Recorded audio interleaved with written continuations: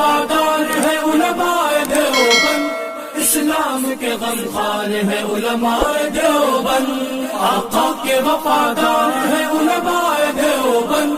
اسلام کے غمخوار ہے علماء دیوبند۔ الحمد للہ الحمد للہ نحمده ونستعینه ونستغفره ونؤمن به ونتوکل علیہ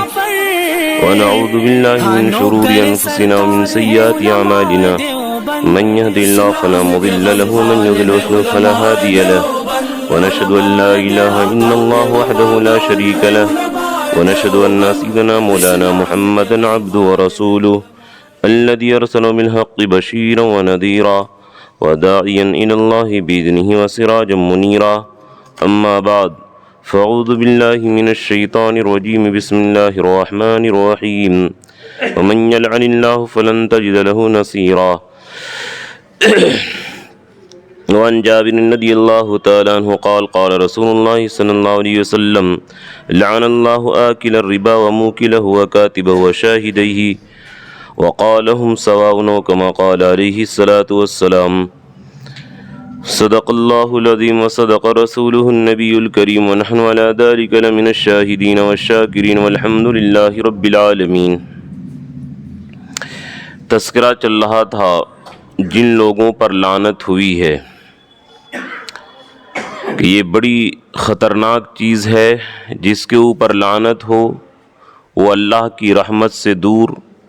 اللہ کا پھٹکار، اللہ کی ناراضگی، اللہ کا غصہ، رحمت سے دور، برکت سے دور، پریشانی کا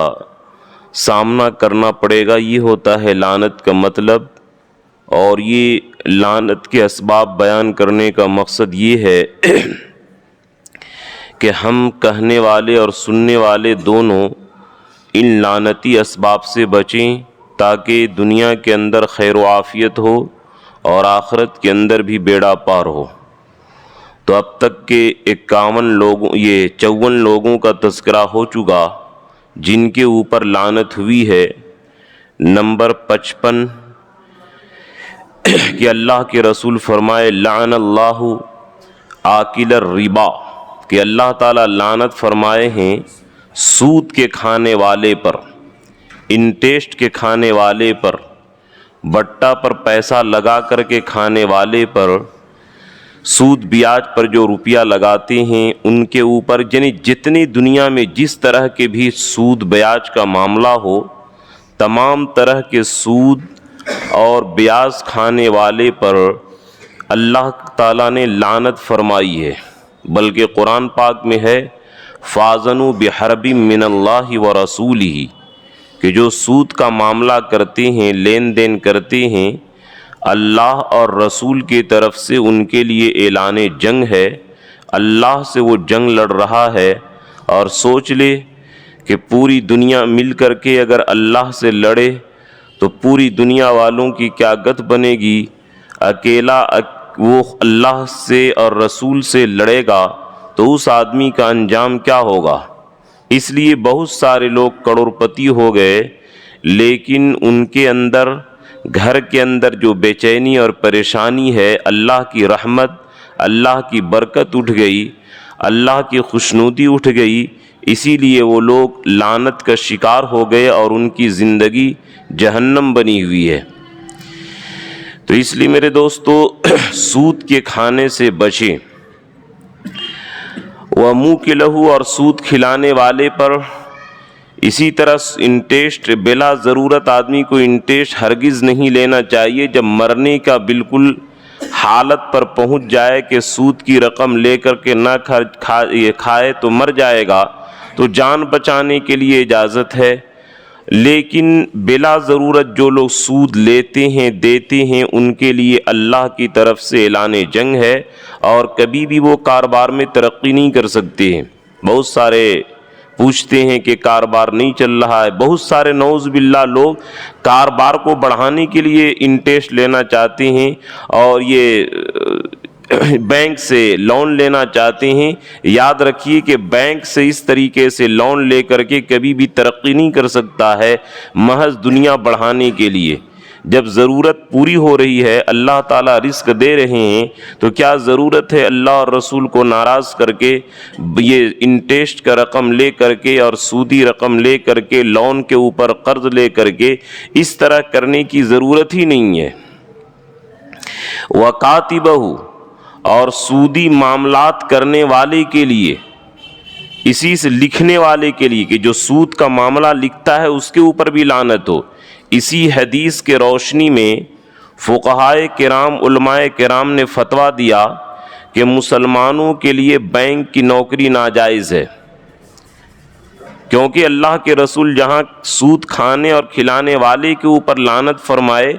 کاتبہ، کہ جو اس کا رائٹر ہوگا، لکھنے والا ہوگا، منشی ہوگا، اس کے اوپر بھی لعنت ہو۔ اور چونکہ ظاہر بات ہے کہ جو بینک منیجر بنے گا مسلمان ہو کر کے تو سودی کاروبار لکھے گا، سودی معاملات کو لکھے گا، اسی لیے مسلمانوں کے لیے بینک کی نوکری ناجائز ہے۔ اگر نعوذ باللہ کوئی مسلمان ایسا ہو کہ بینک کی نوکری کے علاوہ کوئی اس کے پاس ابھی گزر بسر کے اسباب نہ ہو، تو جب تک کہ حلال روزگار نہ مل جائے تب تک کہ وہ بینک کی نوکری کرے، لیکن جس طریقے سے ایک بے روزگار آدمی پوری کوشش کے ساتھ حلال روزگار تلاش کرتا ہے، اسی طرح وہ بھی تلاش کرتا رہے، اور جب تک کہ حلال روزگار نہ مل جائے تب تک کہ وہ آدمی بینک کی نوکری کرتے رہے۔ اسی لیے اس سے یہ سمجھ میں آیا کہ لڑکا اگر بینک کی منیجری کرتا ہو تو ایسے آدمی کے ساتھ اپنی بیٹی کو شادی نہ کرے، کیونکہ وہ اللہ کے رسول کی لعنت کے اندر وہ لڑکا گرفتار ہے۔ اس لیے خوش نہ ہو کہ لڑکا بینک منیجر ہے اور بڑی پیسہ کماتا ہے، نہیں،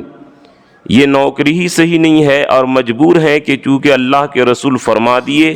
آکلہ و موکلہ و کاتبہ،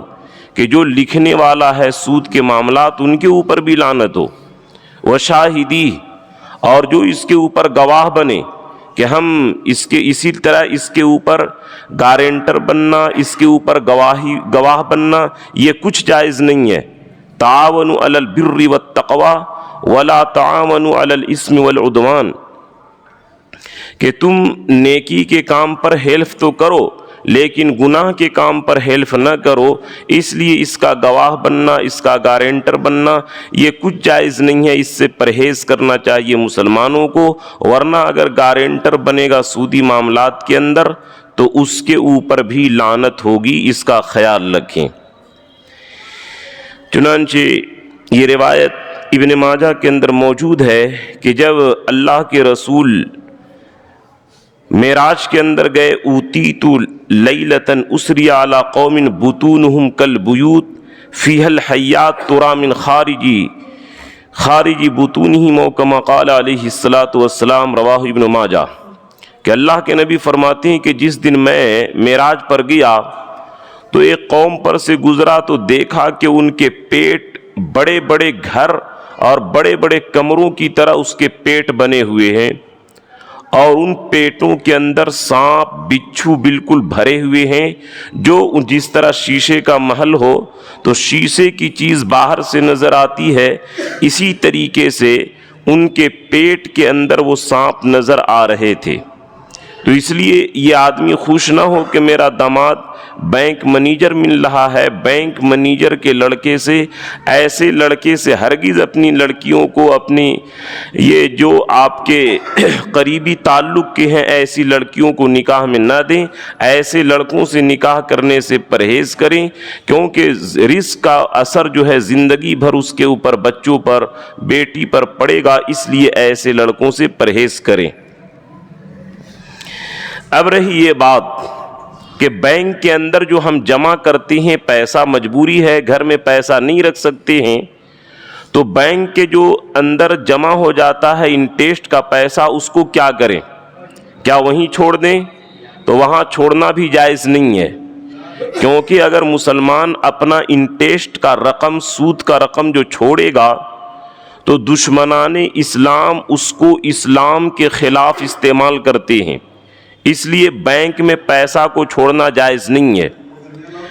بینک سے سود کا رقم نکالنا آپ کو ضروری ہے۔ اب اس کا مصرف کیا ہے، کہاں خرچ کریں گے؟ اگر آپ کے اوپر انکم ٹیکس ہے، ہم تو زکوٰۃ نکالتے ہیں، انکم ٹیکس لیتا ہے تو یہ سرکار ظلم کرتی ہے، اسی لیے عیسیٰ علیہ السلام آئیں گے تو یجع الجزیہ، جزیہ اور ٹیکس کو معاف کر دیں گے کہ ٹیکس ختم ہو جائے گا، صرف زکوٰۃ اور زکوٰۃ رہے گی۔ امام مہدی کے دور سے ہی انشاءاللہ یہ معاملہ شروع ہو جائے گا۔ تو اگر آپ کے اوپر انکم ٹیکس، سیل ٹیکس کا ظلم ہے تو انکم ٹیکس میں یہ سود کا رقم ادا کر سکتے ہیں۔ اسی طرح نعوذ باللہ آپ ایسی جگہ رہتے ہیں جہاں پر آپ اقلیت میں ہیں، لوگ آپ پر ظلم کرتے ہیں اور ہندوانہ تہوار کے اندر وہ چندہ کرتے ہیں تو اس میں بھی دے سکتے ہیں۔ اسی طریقے سے اگر یہ آپ کے اوپر انکم ٹیکس نہیں ہے اور اس طریقے سے لوگ رنگداری ٹیکس نہیں لیتے ہیں تو پھر ایسے آدمی کو جو نہایت مجبور ہو، فاقہ کشی کا شکار ہو، ایسے غریب آدمی کو بغیر ثواب کے نیت کے انٹیسٹ کا رقم دیں۔ ثواب کی نیت کریں گے تو ایمان خطرے میں پڑ جائے گا، کفر کا خطرہ ہے۔ چنانچہ مالا بدہ منہ ہی سے یہ مسئلہ لکھا ہوا ہے کہ اگر کوئی آدمی حرام پیسہ خرچ کیا اور فقیر نے کہا جزاک اللہ اور اس نے کہا آمین تو کافر شبت کافر ہو جائے گا۔ اس لیے بغیر ثواب کی نیت کے دینا ہے کہ جس طرح گھر سے گندگی نکالتے ہیں اسی طریقے سے ہم گھر سے گندگی نکال لیں، اس میں ثواب کی نیت نہیں کرنی ہے۔ اسی طرح بہت سارے بے وقوفی کرتے ہیں کہ لوگ LIC وغیرہ کرا لیتے ہیں اور اس کے اندر پیسہ جمع کرتے ہیں بیٹی کے شادی کے لیے۔ یاد رکھیے کہ بیٹی کے شادی میں بھی وہ سود کا رقم خرچ کرنا جائز نہیں ہے، وہ غریب ہی کو دے دیجئے یا انکم ٹیکس میں دے دیجئے، یا جو بہت ہی غریب اور نادار ہو بغیر ثواب کی نیت کے دے دیجئے۔ یہ رقم مسجد مدرسہ میں بھی لگانا جائز نہیں ہوتا ہے۔ رفاہی ادارہ جہاں پر سڑک وغیرہ خراب ہو اس کی مرمت کرا سکتے ہیں، اس کے اندر کوئی حرج کی بات نہیں ہے۔ نمبر 56، دلالی کرنے والا، یعنی جس کو عربی کے اندر الناجش کہا جاتا ہے۔ چنانچہ طبرانی کے اندر روایت ہے الناجش آکل الربا ملعون، کہ بلا ضرورت کے محض بھاؤ بڑھانے کے لیے جو آدمی دلالی کرتا ہو ایسے دلال کے اوپر بھی لعنت ہو۔ یعنی مثال کے طور پر ایک آدمی، دکاندار لوگ بہت سارے سیٹ رکھتے ہیں، بہت سارے دکاندار لوگ ایسا کرتے ہیں جو دھوکے باز ہوتے ہیں کہ کوئی گاہک آیا کپڑا خریدنے کے لیے اور اس نے بتایا کہ اس کی قیمت 2000 ہے اور یہ کہتا کہ نہیں ہم 1900 یا 1500 دیں گے، اور وہ آدمی آ کر کے کہتا ہے لینا نہیں ہے،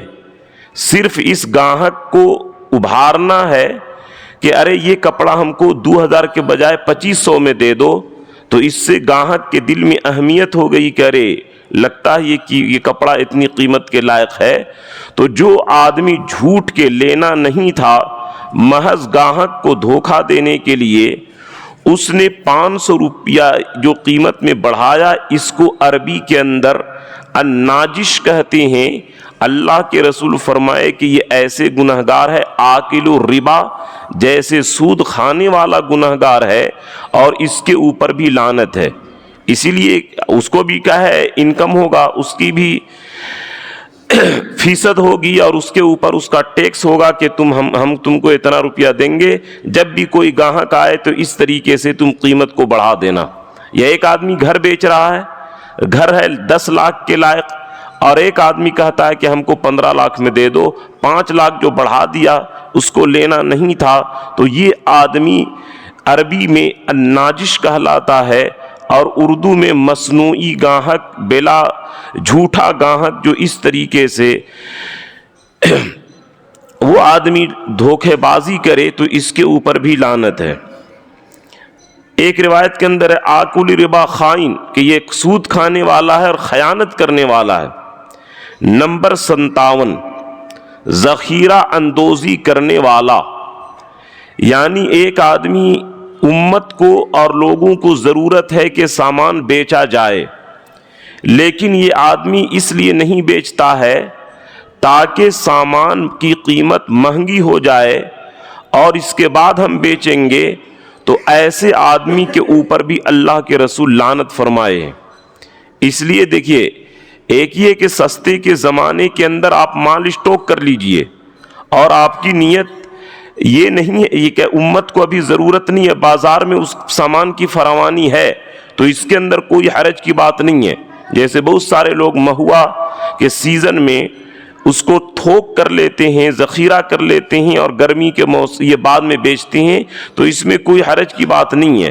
لیکن جیسے پیاز کبھی مہنگا ہو جاتا ہے تو ایسے موقع پر اور مہنگا کرنے کے لیے پیاز کو روک دینا، اس طریقے سے یہ آدمی ذخیرہ اندوزی کے وبال میں داخل ہوگا اور اس کے اوپر لعنت ہوگی۔ چنانچہ حدیث ابن ماجہ کے اندر الجالب مرزوق والمحتکر ملعون، کہ جو آدمی تجارت کرتا ہے ضرورت کے وقت میں اللہ تعالیٰ اس کے رزق میں برکت دیں گے، والمحتکر احتکار کے معنی آتے ہیں سامان کو روک لینا قیمت کے اضافہ کے لیے، تو ایسے آدمی کے اوپر لعنت ہے۔ اس لیے کبھی بھی بھول کر کے یہ عقل مندی نہ کریں کہ اگر مارکیٹ میں جس سامان کی ضرورت ہو اور لوگوں کو لیے بے چینی ہو کہ کیا ہے سامان میں، یہ سامان مارکیٹ میں مل نہیں رہی ہے، اور پھر ہم پیسہ بڑھانے کے لیے روک کر کے رکھیں، تو اس کمائی میں برکت نہیں ہوگی بلکہ اس کمائی کے اندر لعنت ہوگی۔ اسی طرح نمبر 58 سامان کا عیب چھپانے والا، چنانچہ ابن ماجہ کے اندر یہ روایت موجود ہے، من باع عیبا لم یبینہ لم یزل فی مقت اللہ ولم تزل الملائکۃ تلعنہ، کہ جو آدمی کوئی سامان بیچا، جیسے کپڑا بیچتا ہے اور کپڑا اتفاق سے ایک بالشت کٹا ہوا تھا اور یہ گاہک کے آنکھ میں دھول جھونک کر کے بیچ دیا اور نہیں بتایا کہ یہ کپڑا خراب ہے،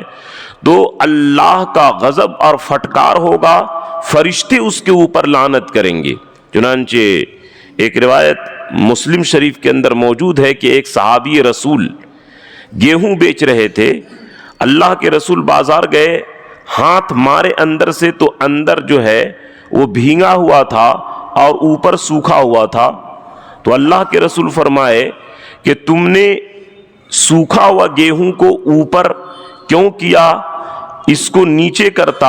اور بھینگا ہوا گیہوں کو تم اوپر کرتا۔ یاد رکھو من غش فلیس منی، کہ جو آدمی کاروبار میں یا کبھی بھی کسی چیز میں دھوکہ دے وہ ہم میں سے نہیں ہے، یعنی مسلمانوں میں سے نہیں ہے۔ لہذا جو آدمی مسلمان کو دھوکہ دے کہ سامان کے عیب کو نہیں بتلایا، خراب سامان کو اچھی قیمت کے اندر دے دیا، یا اسی طریقے سے جو بھی خراب چیز ہو اس کو اچھی قیمت میں دے دیا اور سوچا کہ ہم تو بڑے عقل مند ہیں، لوگوں کو دھوکہ دے کر کے کما لیے، تو اللہ کے رسول بھی اس کے اوپر لعنت کرتے ہیں اور فرشتے بھی لعنت کرتے ہیں۔ اسی طرح اس زمانے کے اندر اللہ کے رسول صلی اللہ علیہ وسلم جو چیز 1400 سال پہلے بتلا رہے تھے، لگتا ہے کہ وہ نبوت کی آنکھ سے ابھی کے حالات کو دیکھ رہے تھے، کہ ابھی جو لوگوں نے کچھ ملکوں نے بل پاس کیا کہ ہم جنس پرستی یہ جائز ہے، چنانچہ اللہ کے رسول صلی اللہ علیہ وسلم فرمائے ملعون ملعون ملعون من عمل قوم لوط، کہ جو قوم لوط کا عمل کرے ہم جنس پرستی، یعنی مرد مرد سے اور عورت عورت سے خواہش پوری کرے، ایسے لوگوں کے اوپر لعنت ہو لعنت ہو لعنت ہو۔ اللہ تعالیٰ نے جو خواہش پوری کرنے کا جو تقاضا مرد اور عورت کے درمیان رکھا، اس سے فطرت سے ہٹ کر کے جو لوگ کرتے ہیں، اللہ کی تعالیٰ نے ایسے لوگوں کے اوپر لعنت بھیجی ہے۔ اسی طرح جانور سے من اتا بہیمتن فاقتلوها واقتلوها معه، یہ ترمذی کے اندر روایت ہے کہ اگر کوئی نعوذ باللہ جانور کے ساتھ خواہش پوری کرے تو اس آدمی کو بھی قتل کرو اور جانور کو بھی قتل کرو۔ حضرت ابن عباس سے لوگوں نے پوچھا کہ حضرت یہ حدیث ہمیں سمجھ میں نہیں آئی. آدمی تو خیر مجرم ہے لیکن جانور تو بے گناہ ہے، اس جانور کو کیوں قتل کریں گے؟ تو حضرت ابن عباس فرمائے کہ اس لیے کہ اس کا گوشت کھانا اب حلال نہیں رہا، یعنی اتنا بڑا گندا یہ کام ہے کہ نعوذ باللہ وہ جانور کا کھانا حلال نہیں رہا. کتنی بڑی لعنت ہے اللہ کی. تو اس طریقے سے جو لوگ جانور سے پوری کرتے ہیں ضرورت، ایسے کے اوپر بھی لعنت ہو. اسی طرح جو ہاتھ سے ضرورت پوری کرتے ہیں ناکح الیدی ملعون، کہ جو ہینڈ پریکٹس کرتے ہیں ایسے لوگوں کے اوپر بھی لعنت ہو. اسی طرح یہ اس زمانے کے اندر گندی فلم دیکھ کر کے اور انگریزوں کی روش اختیار کر کے نعوذ باللہ اگرچہ 1-2% مسلمان ایسے ہوں، لیکن یہ مسئلہ چونکہ ہم لوگ پاس آیا ہے اس لیے یہ جھوٹ نہیں بولا جا رہا، بلکہ نعوذ باللہ مسلمان ہو کر کے اس طرح اپنی مسلمان بیویوں کو مجبور کرتے ہیں. چنانچہ اللہ کے رسول فرمائے ملعون من اتی امرأتہ فی دبرہا. ابو داؤد کی روایت ہے کما قال کہ جو آدمی اپنی عورت سے پیچھے کے راستے پاخانہ کے راستے میں ضرورت پوری کرے ایسے لوگوں کے اوپر لعنت ہو. اسی طرح ایک ضمنی مسئلہ یہ بھی بتا دوں کہ حالت حیض، حالت MC میں، اس حالت میں بھی بیوی سے ضرورت پوری کرنا حرام ہے. قرآن کے اندر ہے یسألونک عن المحیض، کہ یہ اے نبی آپ سے یہ صحابہ MC والی عورتوں کے بارے میں پوچھتے ہیں. قل کہہ دیجئے ہوا اذی فاعتزلوا النساء، کہ یہ گندگی ہے، اس حالت میں دور رہیں، حرام ہے. اس حالت میں بھی بیوی سے ملنا حرام ہے. حدیث میں آیا ہے کہ اگر نعوذ باللہ کوئی آدمی غلطی سے مرتکب ہو جائے اس حالت میں گناہ کا، تو اس کو 1 دینار یعنی سونے کا سکہ یا 1 درہم اگر غریب ہو تو چاندی کا سکہ صدقہ کرنا چاہیے تاکہ اس کے گناہ معاف ہو جائیں. اگر کسی آدمی سے غلطی سے یہ ہو گیا کام تو اس کے لیے کفارہ یہ ہے کہ 1 درہم یعنی تقریباً وہی جو 1 دینار جو نکلتا ہے یہ 3 گرام 360 ملی گرام سونے کے بقدر وہ آدمی صدقہ کرے تو اس کے گناہ معاف ہو جائیں گے. اور اگر وہ آدمی غریب ہے تو چاندی کے سکہ 1 درہم کے برابر وہ صدقہ کرے، اس سے بھی اس کے گناہ معاف ہو جائیں گے. نمبر 63، دیکھیے ایک مسئلہ سن لیجئے، تب اس مسئلے کو سننے کے بعد اس حدیث کو سننے میں آسانی ہوگی. پہلے زمانہ میں غلام اور باندی کا دور تھا. اگر یعنی یہ سزا ہے کہ جو لوگ اللہ کی حکومت کو تسلیم نہیں کرتے ہیں تو میدان جہاد میں جو لڑکے مرد قید کیے جائیں ان کو غلام بنایا جاتا ہے، اور جو عورتیں قید کی جائیں ان کو باندی بنائی جاتی ہے. مرد سے مسلمان عورت ایسی ہے جیسے کہ غیر محرم اس سے پردہ کرنا ہے اور اس سے وہ کام جائز نہیں جو شوہر سے اور محارم سے ہے. لیکن مردوں کو اللہ تعالیٰ یہ فیسلٹی دیے ہیں کہ باندی سے جو بیوی سے ضرورت پوری کر سکتے ہیں باندی سے بلا تکلف وہ ضرورت پوری کر سکتے ہیں. اس کے اندر کوئی حرج اور گناہ کی بات نہیں ہے. لیکن مسئلہ یہ ہے کہ اگر کوئی باندی قید ہو کر کے آئے اور حالت حمل میں ہو تو جب تک کہ بچہ پیدا نہ ہو جائے اس وقت تک اس سے آدمی کو فائدہ اٹھانا حرام ہے، حلال نہیں ہے. اسی طرح اگر وہ حالت حمل میں نہ ہو تو کم سے کم 1 MC 1 حیض گزر جائے اس کے بعد فائدہ اٹھائیں. یہ مسئلہ ہے. یہ مسئلہ جب آپ سمجھ لیے تو اب حدیث سنیے. یہ ابو سعید خدری رضی اللہ تعالیٰ عنہ سے روایت ہے لا توتو حامل حتی تضع ولا غیر ذات حمل حتی تحیز بحیزت، کہ اگر کوئی عورت باندی قید کر کے لائی جائے حاملہ ہو تو جب تک کہ بچے کی ولادت نہ ہو جائے اس سے وطی کرنے والے پر لعنت ہے. اسی طرح 1 MC گزر جانے سے پہلے اس سے ملنے والے پر لعنت ہے. نمبر 64، بوڑھا بدکار، بوڑھا زناکار. اس کا یہ مطلب نہیں کہ نعوذ باللہ نوجوانوں کو زنا کرنے کی اجازت ہے. بلکہ اس حدیث کا مطلب یہ ہے کہ بڑھاپے میں عام طور پر آدمی کی شہوت کم ہو جاتی ہے اور مرنے کے قریب ہو جاتا ہے، تو بڑھاپے میں اس کو آخرت کی تیاری کرنی چاہیے تھی، اور ایک نوجوان ہے اس کے اندر شدت شہوت ہوتی ہے، اس کی مجبوری ہوتی ہے کہ شادی شدہ نہیں ہے، لیکن اجازت اس کو بھی نہیں ہے، نکاح کرنا ہے۔ لیکن بوڑھے لوگوں پر تعجب ہے کہ قبر میں پیر لٹک چکا ہے اور پھر بھی وہ آدمی حرام کاری کرے،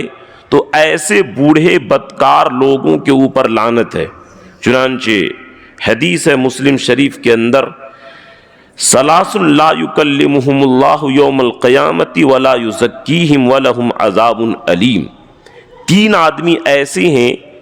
کہ جن کو اللہ تعالیٰ نظر رحمت سے نہیں دیکھیں گے، اور نہ ان سے نرمی سے بات کریں گے، نہ ان کو پاک کریں گے، اور ان 3 لوگوں کے لیے بڑا دردناک عذاب ہوگا۔ ان میں سے ایک ہے ملک کذاب، جھوٹا بادشاہ، کہ ایک آدمی بادشاہ ہے، پیسہ والا ہے، دولت والا ہے، عہدہ والا ہے، اس کو سچ بولنے میں کیا حرج کی بات ہے۔ ایک آدمی ہے غریب ہے کہ جھوٹ بول کر کے بھیک لے لیا، مجبوری تھی، وہ ایک الگ بات ہے۔ لیکن جب یہ بادشاہ ہے، اس کو جھوٹ بولنے کی ضرورت تھی نہیں، پھر بھی بادشاہ ہو کر کے، ارب پتی ہو کر کے جھوٹ بولتا ہے، تو ایسے لوگوں کے اوپر بڑا دردناک عذاب ہوگا۔ اسی طریقے سے شیخ زانن، کہ جو آدمی بوڑھا ہو کر کے زناکاری کے اندر مبتلا ہو تو اس کے اوپر بھی، اور اسی طریقے سے پڑوس کی عورت کے ساتھ زنا کرنے والا، کہ پڑوس کی عورت کی حفاظت کی ذمہ داری تھی، اس کی عزت کی حفاظت کرتا، اور یہ الٹا اس کی عزت سے کھلواڑ کر رہا ہے، ایسے 3 لوگوں کے اوپر دردناک عذاب ہوگا۔ اسی سے سمجھ میں آ جائے کہ جو لوگ گھر کے قریبی لوگ ہیں، جن کو عزت کی حفاظت کرنی چاہیے تھی، اگر وہ عزت کے ڈاکو بنے تو ایسے لوگوں کا عذاب سخت ہے دوسرے لوگوں کے مقابلے میں۔ نمبر 65، شراب خور۔ یہ روایت ابو داؤد کے اندر ہے۔ 8 لوگوں کے اوپر اللہ کے رسول لعنت فرمائے۔ لعن اللہ الخمر، کہ جو شراب ہے، جو پی جانے والی مشروبات ہے، شراب، چاہے وہ شراب کی شکل میں ہو، بیئر کی شکل میں ہو، جس شکل کے اندر ہو، کلو مسکرن فہو حرام، کہ ہر وہ چیز جس کے پینے سے عقل خراب ہو جاتی ہے، وہ چیز شراب کے اندر داخل ہے، اس کے اوپر بھی لعنت ہے۔ وشاربہا، نمبر 2 پینے والے پر بھی لعنت ہے۔ نمبر 3 وساقیہا،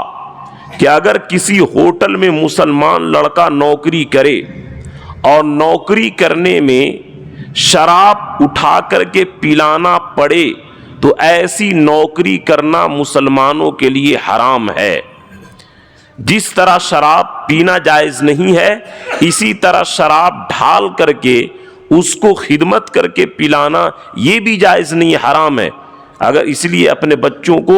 ایسی جگہ نوکری ہرگز نہ کرنے دیں جہاں پر شراب پلانے کی ڈیوٹی ہو، شراب پلانا بھی جائز نہیں ہے۔ اور یہ بھی فرمائے وبائعہا، بیچنے والا، کہ شراب جو بیچے گا اس کے اوپر بھی لعنت ہے۔ ومبتاعہا، اور اس کے خریدنے والے پر، کہ آپ کا دوست شراب پیتا ہے اور کہا کہ صاحب آپ جا رہے ہیں ذرا مین روڈ، کہ یہ شراب ذرا فلاں دکان سے لا دیجئے گا، تو اگرچہ آپ زندگی میں کبھی نہیں پیے، لیکن خریدنے کی وجہ سے آپ کے اوپر بھی لعنت ہوگی اور آپ بھی گنہگار ہوئیے گا۔ اگرچہ آپ اس کے نوکر نہیں ہیں، لیکن صرف خرید کر کے لا دیے تو بھی گنہگار ہوں گے۔ ومعتصرھا، شراب نچوڑنے والا، شراب وہ بالکل نہ پیتا ہو لیکن نچوڑتا ہو، مشین بناتا ہو، اس کا کاریگر ہو، اس کے کاریگر کے اوپر بھی لعنت ہے اور ایسی نوکری حرام ہے۔ وحاملھا، اور اس کے لوڈ کرنے والے پر، کولی کا جو شراب اٹھائے کولی، ایسے لوگوں کے اوپر بھی لعنت ہے۔ اسی طرح مسلمان ڈرائیور ہو کر کے اگر گاڑی میں وہ شراب کو لوڈ کر کے لوڈنگ اور ان لوڈنگ کا کام کرتا ہو مسلمان ڈرائیور، تو اس کے لیے بھی یہ کمائی حرام ہے اور اس کے اوپر بھی لعنت ہے۔ اسی لیے مسلمان اونر کو اگر شراب بک میں ملے کہ شراب کی لوڈنگ اور ان لوڈنگ کرنا ہے تو ایسی کمائی جائز نہیں ہے، اس سے پرہیز کرنے کی ضرورت ہے۔ والمحمولۃ الیہا، اور جو اٹھوانے والا ہے کہ وہ نہ اٹھا صرف کیا ہے منشی گیری کرتا ہے، گنتی کرتا ہے کہ اتنا پیٹی لوڈ ہوا اور اتنا پیٹی خالی ہوا، تو ایسے اٹھوانے والے اور منشی اور کاریگروں کے اوپر بھی لعنت ہے۔ نمبر 66، چور۔ جو آدمی چوری کرنے والا ہے چور کے اوپر بھی لعنت ہے۔ لعن اللہ السارق، یہ بخاری کے اندر روایت ہے کہ اللہ کے رسول صلی اللہ علیہ وسلم نے چوری کرنے والے پر لعنت کی ہے، چاہے وہ بڑے پیمانے پر چوری کرے چاہے چھوٹی پیمانے پر چوری کرے۔ اس لیے چوری سے بچیے، چوری کرنے والا کبھی بھی آدمی ترقی نہیں کر سکتا ہے، چوری سے سخت بچنے کی ضرورت ہے۔ چنانچہ مفتی شفیع صاحب رحمۃ اللہ علیہ معرف القرآن کے اندر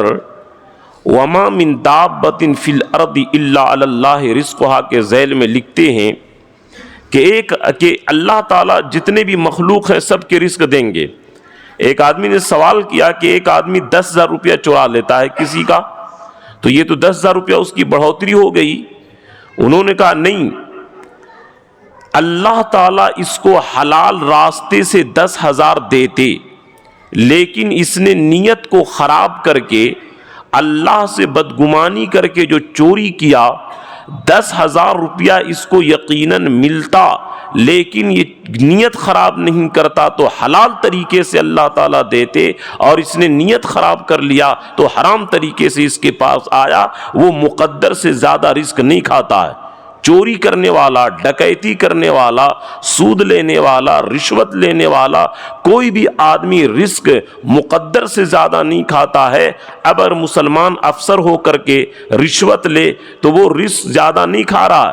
اللہ تعالیٰ حلال طریقے سے اس کو دیتے، لیکن نیت خراب کر کے اس نے اپنے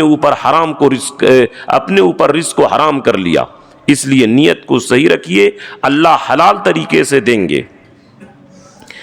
نمبر 67، کفن چور۔ چور اور اس کے اوپر کفن چور، چاہے مرد ہو یا عورت۔ چنانچہ لعن المختفی والمختفیۃ، کہ جو کفن چوری کرے مرد اس کے اوپر بھی لعنت ہو، اور جو عورت چوری کرے اس کے اوپر بھی لعنت ہو۔ پہلے زمانے میں غربتی تھی، غربتی کی وجہ سے لوگ کفن کا کپڑا بھی چوری کر لیتے تھے۔ اب تو چونکہ وہ ایسی غربتی نہیں ہے اس لیے کفن کی چوری نہیں ہوتی ہے، لیکن کفن چوری کرنے والے کے اوپر بھی اللہ کی لعنت ہے۔ نمبر 68، ڈکیتی کرنے والا۔ جو آدمی ڈکیتی کرتا ہو، ایسے ڈکیت کے بارے میں قرآن نے کیا کہا؟ انما جزاء الذین یحاربون اللہ ورسولہ ویسعون،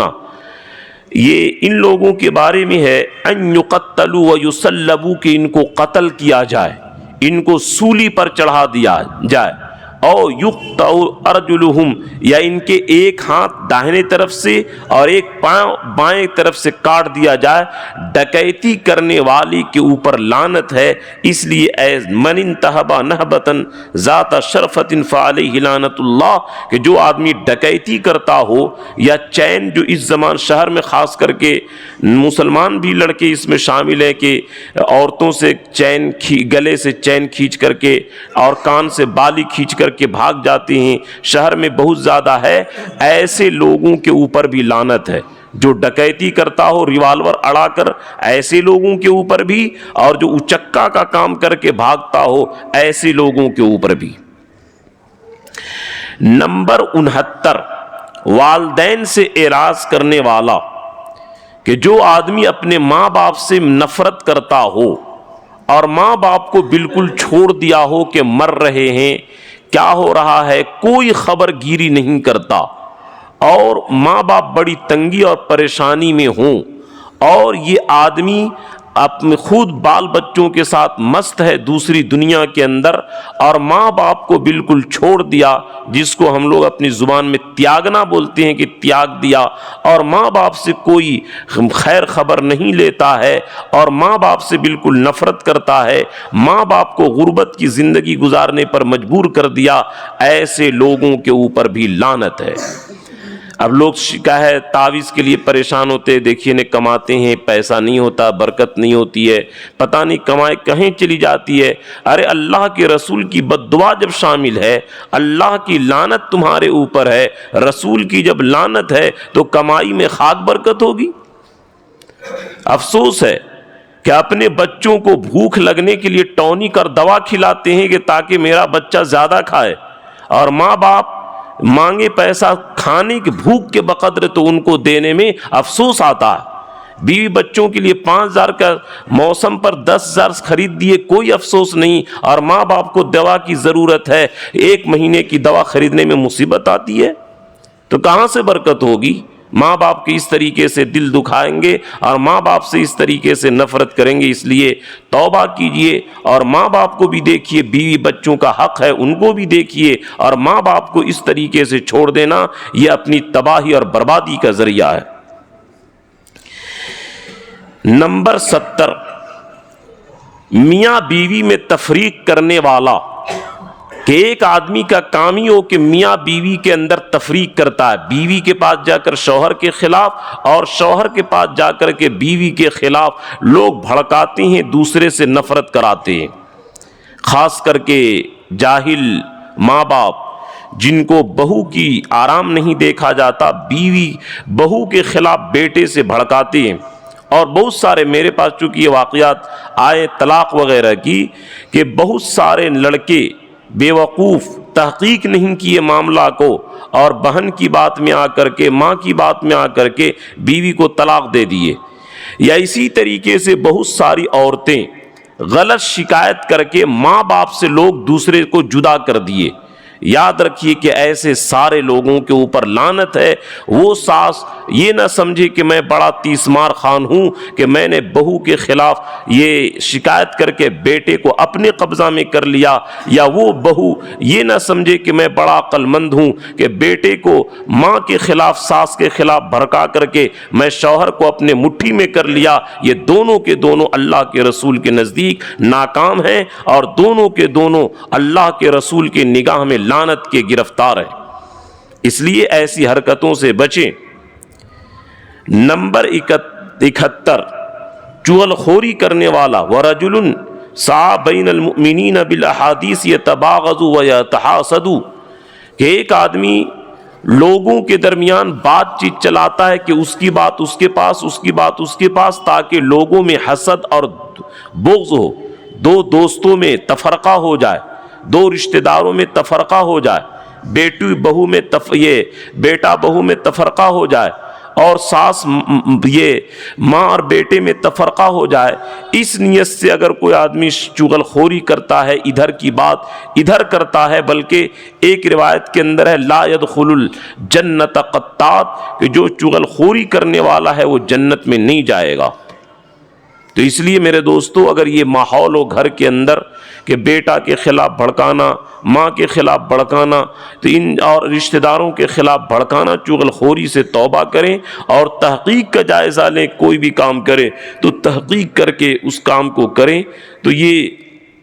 اب تک کے 67 اسباب کا بیان ہوا۔ اللہ تعالی ہم تمام مسلمانوں کو ان لعنت کے کام والے سے بچنے کی توفیق عطا فرمائے، اور اللہ کی رحمت والے کام کرنے کی توفیق عطا فرمائے۔ آمین۔ وآخر دعوانا ان الحمد للہ رب العالمین۔